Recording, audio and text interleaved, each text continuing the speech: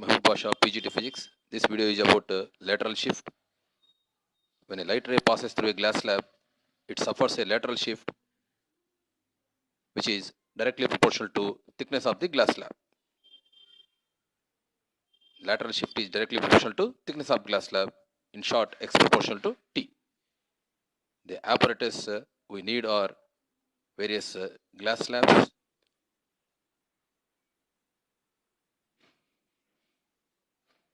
a laser pointer and clips, and a supporting wooden block. First of all, using a scale, note down the dimensions of the glass slabs we are going to use. Suppose we have 3 glass slabs, note down their length and breadths. For the first glass slab, its length and breadth are noted. Then, similarly for the second glass slab, its length and breadth are noted.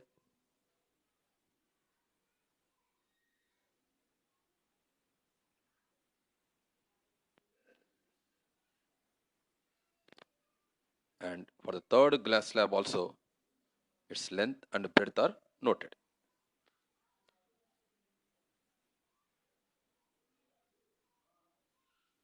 Now, take a white paper, paste it on the drawing board, put some weight. Using scale, draw a reference line which will be the refracting surface of the rectangular glass slab, and draw a ray such that which indicates the incident ray. Incident ray AB is drawn. Here the incident ray will be a fixed one, so the angle of incidence I and corresponding angle of refraction R will be constant throughout the experiment. I and R are maintained constant throughout the experiment. Now take a laser pointer, fill it with dry cells, make it to glow permanently. Use some clips to give a permanent horizontal position. So the ray coming from the laser pointer will be the incident light ray. So arrange it such that the light coming from the laser passes through the AB line already we have drawn. Observe the laser reaching on the screen, that is nothing but a scale. So we have adjusted the position of the scale such that initial point is noted.